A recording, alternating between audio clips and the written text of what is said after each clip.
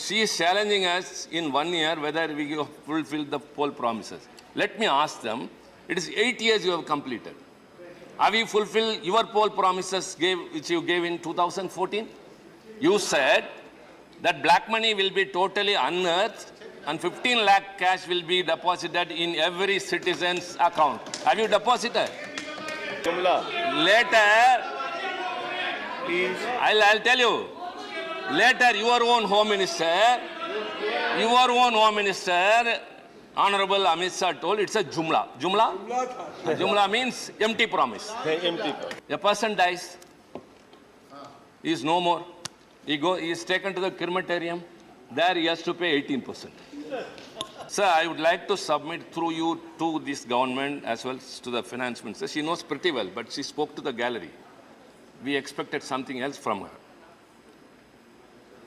In 1 year, the DMK government, headed by Mr. M.K. Stalin, has fulfilled 70% of the poll promises.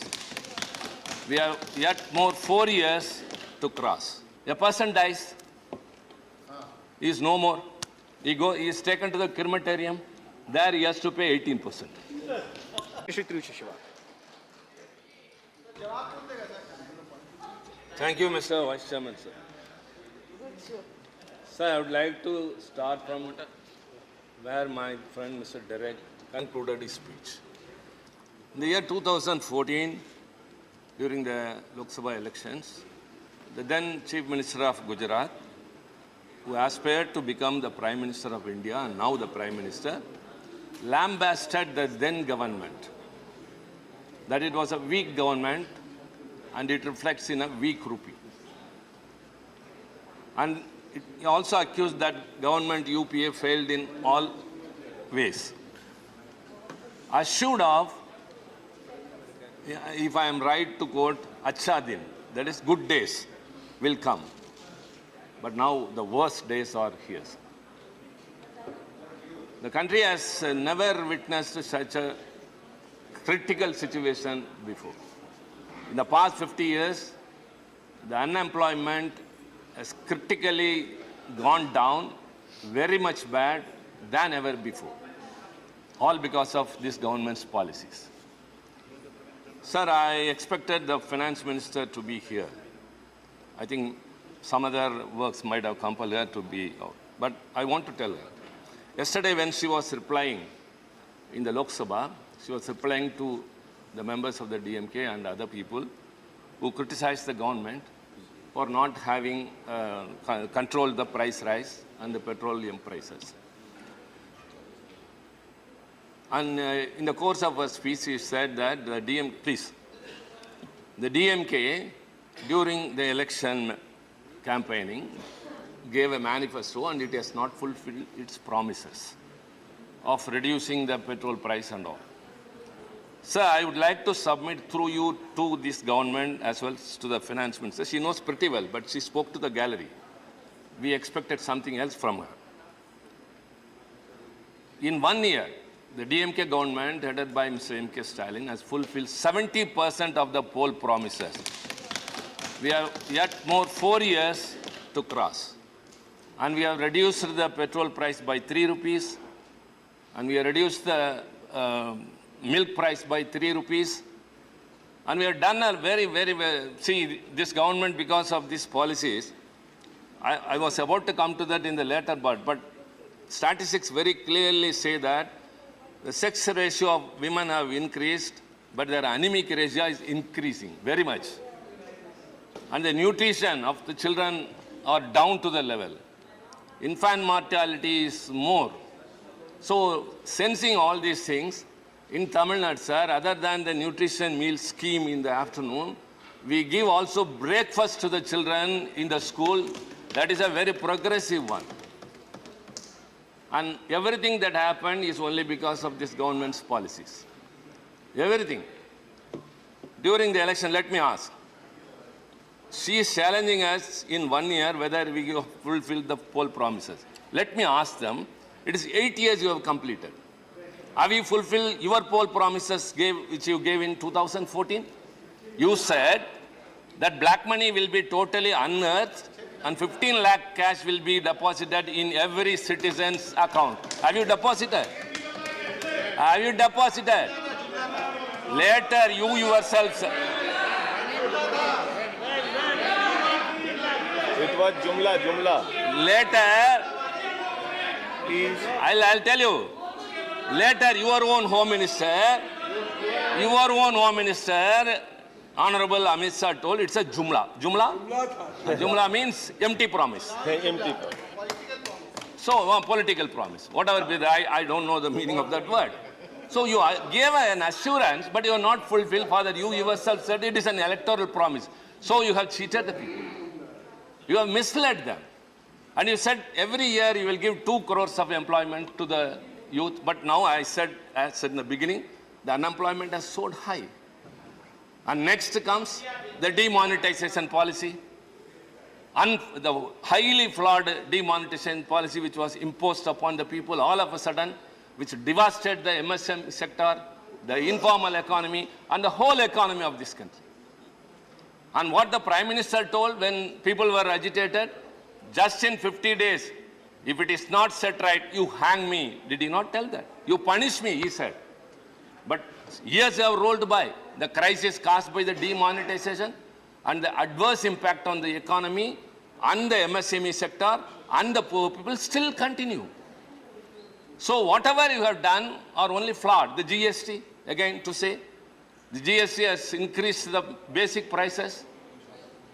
And Derek was quoting about a couple, a man and a woman getting up in the morning, getting ready to go to office, going out. What are all the expenses? Let me tell you one more thing, my dear friend. A person dies, he is no more. He is taken to the crematorium. There he has to pay 18%. 18% GST in crematorium. Honorable member. How sad? Address the chair.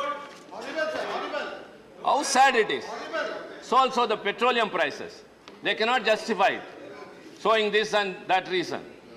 See, when the UPA was in power, the oil prices and the petrol prices in our country.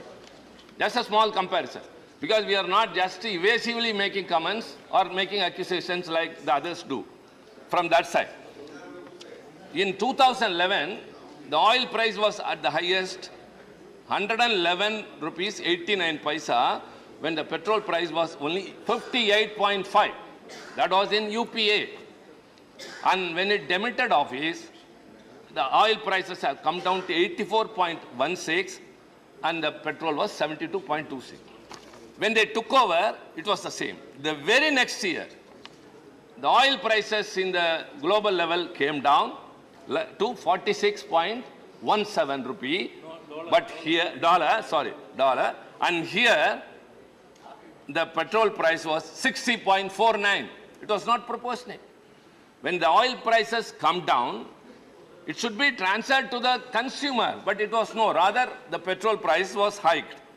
And slowly coming like that, today, the oil prices are $121 per barrel, and the petrol price is 105.41. Sir, again compare UPA 111.89 oil price, the petrol price was 58.5, and now only 121, just 10 rupees, $10 more. The petrol price is 105.41. So you are actually accumulated. In the past 3 years only, the government has earned, as per the reports or the statement given by the finance minister, 8.71 lakh crore has been earned by way of petroleum prices hiking. Whom does it affect? Not the corporates. Actually, they are benefited. Whatever you have the money, you are waiving off the corporates' loans, telling that we are augmenting the incentives. No, but you are increasing their profits. During the pandemic, the whole country was suffering. Everyone. Because of the non-planned implementation of this lockdown, what happened? The migrant workers, they died, they lost their jobs, they were starving for food. Many people were suffering, so many were left unemployed, whereas the corporates' profit increased to 22% than before. Because of your incentives. You take care of them. A minimum standard of living, you have to assure the people. That is the basic duty of a government. Minimum a standard of living. What do you say in Hindi? Roti, kapda, aur makan. Makan. But that is not. But even that is not so. Sir, I would like to say, the RBI very clearly say the consumption level has declined from 100 figures to 72 figures. People are not able to buy. The expenses people are spending for their food in the rural areas, please. Rural areas have come down very badly. They are not able to eat. Their calorie intake is coming less. I would say, sir, the indirect tax, what the low income group people is giving, that is what the high income group, a corporate, is also giving. The direct taxes income is only 54%. The rest 46% are given by the ordinary poor people. You are taxing them. You are breaking their backs. They are not able to survive. Essential commodities price go up. The poor people, see what you call Ujjwala? What is Ujjwala?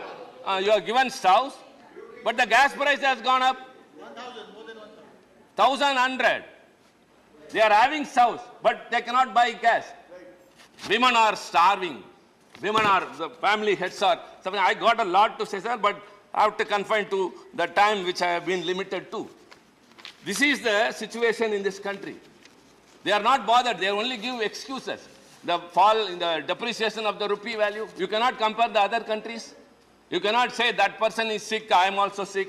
You have to be healthy. So the government has to take action how to bring back the rupee value to the country's needed level. It is not doing so. Whereas the forex reserves in the Reserve Bank of India has come down by 4 lakh crore rupees to shore up the Indian rupee. What more you have got?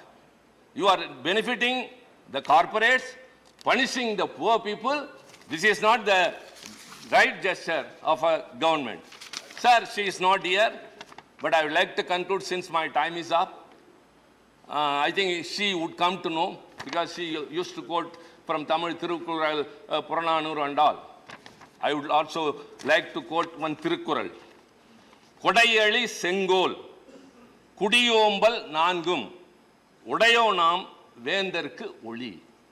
Means, I would say in Tamil first, தேவைப்படுவோருக்கு தேவைப்படுவதை தருவது, அடுத்தவர்கள் கருத்தை மதிப்பது, நல்லாட்சி நடத்துவது, எல்லாவற்றிற்கு மேல் மக்களை பாதுகாப்பது, இந்த நான்கும் உடையதே அரசருக்கு அழகு. Let me tell in English. You have to give the poor what they need, number one. Number two, you have to lend your ears to the views of those people who oppose you. Number three, a perfect administration, a good governance, and care of the people's weal are the qualities of a real king. Do you do that? You are not taking care of the poor people.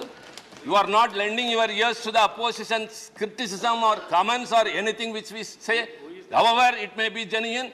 Your administration is not also good. You say minimum government, maximum governance. But now maximum government, but minimum governance. Thank you very much. Thank you. माननीय श्री संजय सिंह जी, आपके दो